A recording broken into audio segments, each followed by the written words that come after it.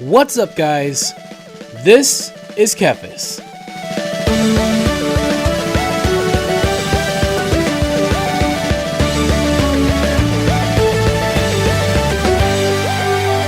So when I recorded this video, the video turned out just fine, but something weird happened with the audio, and so I'm having to come in and post-record audio for this episode. So if it seems like I'm not very engaged, and also you're not hearing any background sound effects like usual, then I do apologize, but I'm having to post-edit this one, so I do apologize for that. But I want to try to talk about whatever it was I was talking about during the episode. And, you know, last time, I don't want to rehash what I went over on the last episode with the drama between two content creators, but it did get me thinking a lot about, you know, the current content for World of Warcraft, you know, online, on the internet, like on YouTube, you know, Twitch and stuff like that. And like I said before, I really don't pay that much attention to Twitch for WoW. I know that's kind of like a big highlight nowadays, especially because, you know, a lot of people love watching Asmongold, and WoW just seems to be the kind of game that people like to stream and people enjoy to watch it. It's always in the top, you know, 5 to 10 games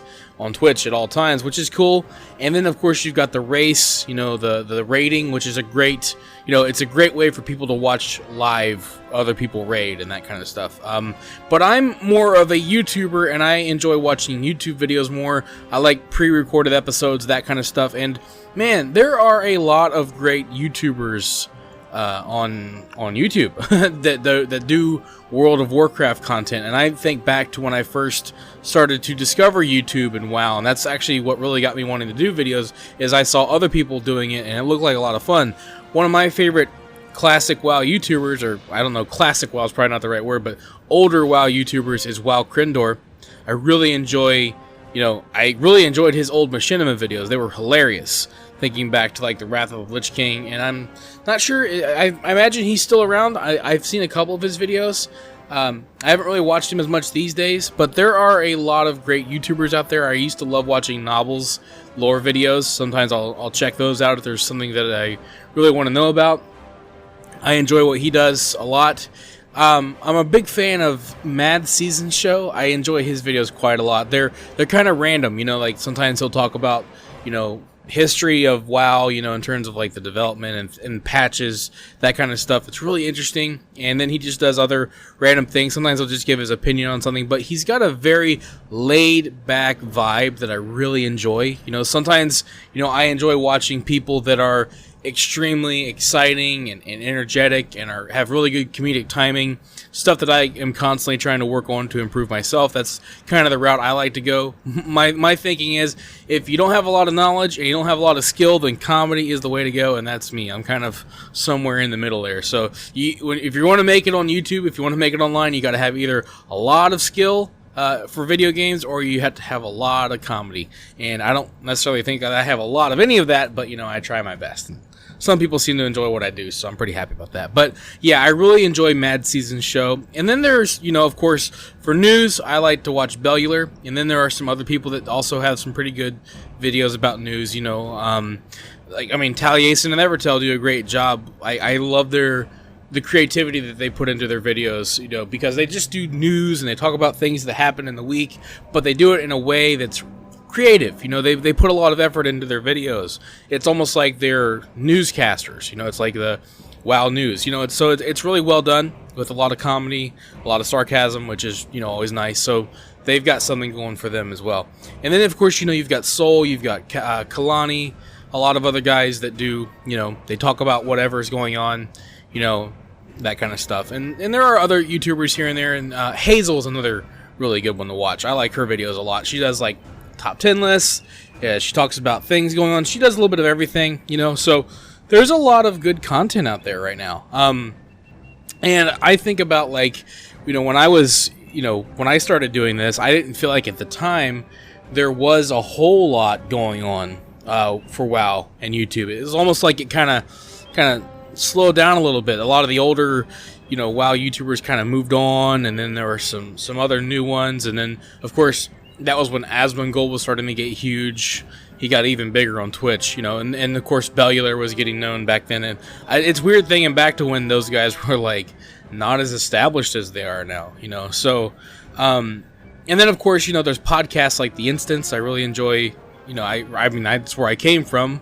They're great guys. I know them personally, a lot of them, and they're really awesome people. And they still do The Instance, which is really cool. But, I think about, like, what areas, are missing.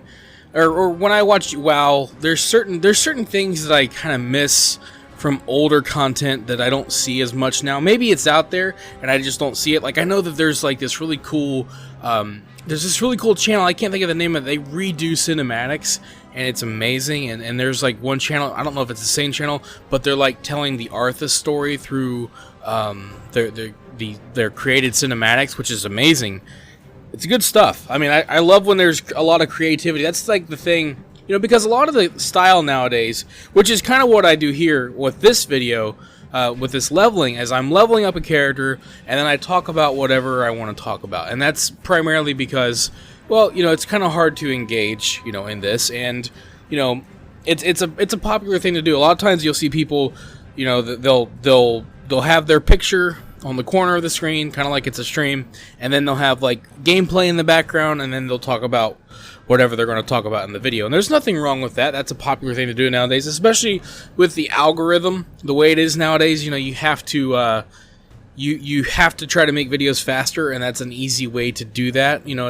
Don't necessarily, if you feel like people aren't putting as much effort into it, it's a lot of effort that goes into making even those kinds of videos. But it's hard to put a considerable amount of effort in your videos nowadays unless you're like really established, and you don't necessarily need to stay in the algorithm as much. Like someone like JonTron, for example, who is massively popular, he puts out a video like every 3 to 6 months, and people will always search him out. So it's not important for him. But for smaller people, it's really important to try to stay in the algorithm. That way you get recommendations, and that way you get seen. And if you're not seen, no one's going to watch. And so a lot of times people nowadays, especially as the treadmill continues to speed up, they have to make, sad to say, lower effort videos. In other words, they can't go in, post edit, they can't write long scripts, they can't do as much as people used to be able to do, because YouTube doesn't reward that kind of effort anymore, which is really sad, because I feel like it's not just for WoW, it's for a lot of stuff. I really, I miss the old style, because like you can do guides, you can do news, you can do all of that kind of stuff, and you can be really creative about it. And there are some people that are really good at it, and then there are some people that that do a good job with what time they have, and then there are some people that make it work without being like super creative and just really informative, and that's all fine and good. But I really miss the the creative side of YouTube, and just making videos that are really funny, really like for example, there are certain times I'll find channels on YouTube. There's this one channel, this guy, his name's Rusty, I forget what the name of the channel is, but he does these Overwatch videos, and they're really funny. Like all it is him talking about characters in Overwatch, and it's hilarious, and it makes me laugh all the time, just because the dude has comedic timing, and they have good scripts, I miss that kind of stuff, for WoW. I think that a lot of it is, the way YouTube is nowadays. And then I also think a lot of it is that, and I don't know if this is true, I feel like the community, I feel like maybe we aren't as invested in the game. And maybe that's because the game is old. Maybe that's because we've gotten, so pulled out, you know what I mean? Like, we kind of get involved with, like, the meta of WoW, like, a lot more. And by meta, I mean, like, the business side, Blizzard's decisions. It's a lot focused on Blizzard, which I kind of, like, I've done it many times. I kind of got sucked into it, and I'm kind of getting tired of it. I'm not going to lie. I'm kind of getting tired of talking about Blizzard, man. Like, I don't work there, and I don't care anymore. Like, I just, like, it's not just Blizzard. It's a lot of gaming nowadays. It's like, when I was a kid, and even like as a younger adult, like, it was all about the games. It was about, this game's amazing, and I'm invested in it, and this is crazy. And WoW was the biggest example of that for me and for a lot of people. But nowadays, it's like, well, here's what Activision Blizzard's doing, and here's what, you know what I mean?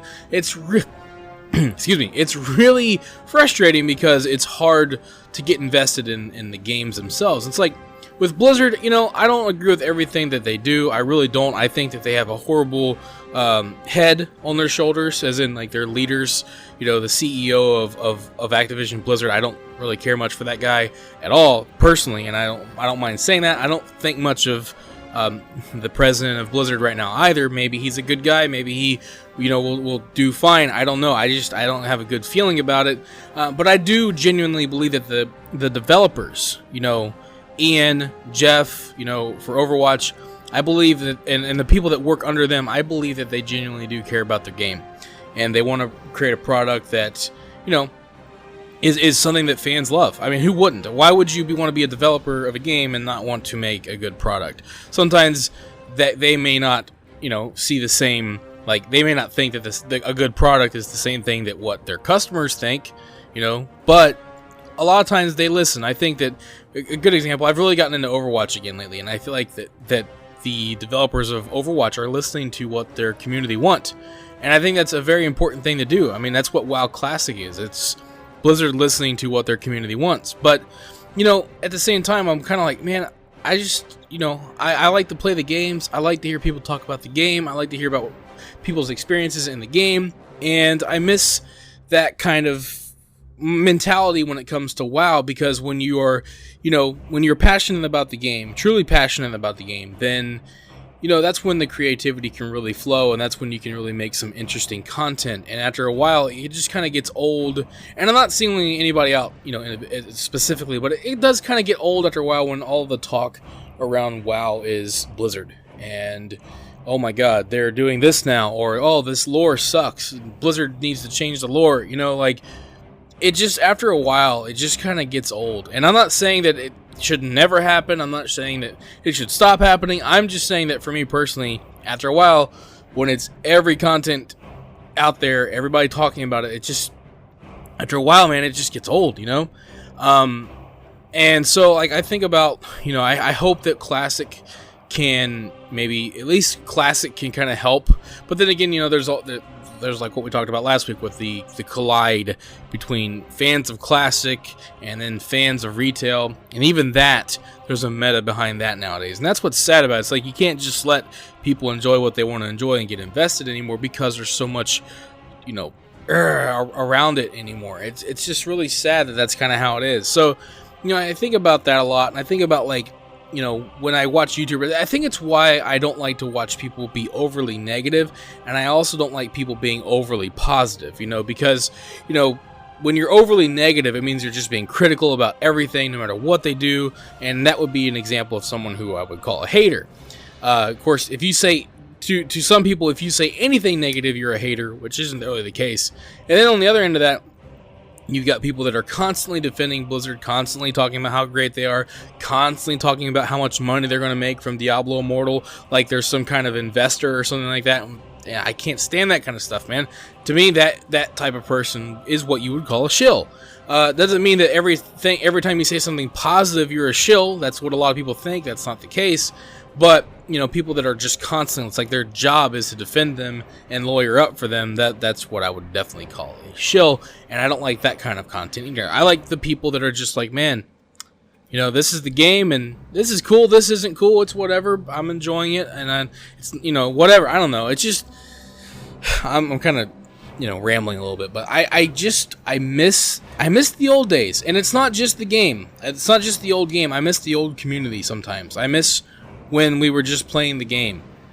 And yeah, there would be times we would get out of the game, get out of the immersion, and talk about, you know, how dumb this patch is, or how dumb, you know, TOC was, you know, like that would happen. And, you know, but a lot of times, you know, it was just about what was happening in the game, and we would log in and we'd do dungeons, and we would run around the world and do stuff. And even before that, I mean, I was playing Classic the other day. This is how invested I was. This is why I think Classic is going to blow some people's minds, and not everybody, because not everybody's going to get into it like I did in the test. But, you know, I was playing it, and I was playing my Paladin, because, you know, Paladins are awesome, and I don't know if I'm going to like it on Classic, but I'm going to try it anyways.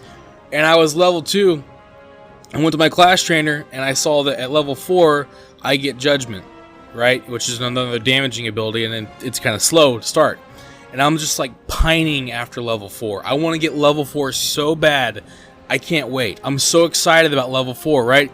And, oh crap, I need to get a silver as well. So I need to sell all these grays and try my best to make 1 silver. Imagine trying to get 1 silver and being excited about level 4. That was my short-term goal. And when I got there, I wanted to get level 6 because there were like 2 or 3 more abilities that I was going to unlock at level 6. And I need 1 silver for each of those. So now I have another short-term goal. I want to get to level 6 so I can improve my spells and get even more abilities that are going to help me in the fights. That's the investment that I miss. And that's not an investment that I feel like WoW has anymore.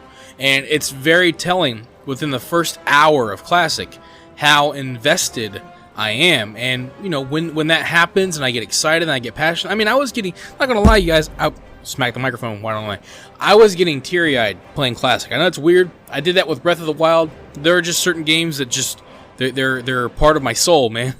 And I was really getting immersed in Classic. And I think that is something that is sorely needed for WoW and for Blizzard games. I mean, look at Overwatch. There is so much to get immersed in if they can just capitalize on it. And we'll see what happens at BlizzCon. But I'm hoping that something will happen with this community in this game. And even with me, with my videos, I try my best to make things stylized. I try my best to make things funny as my skills will allow.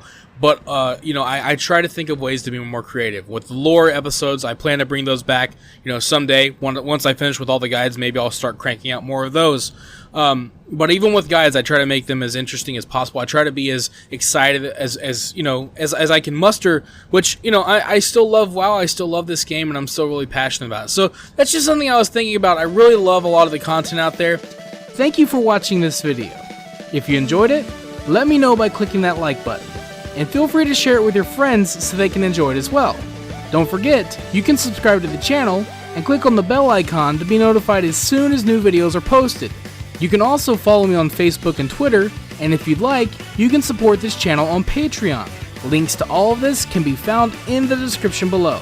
This is Kephas. Until next time.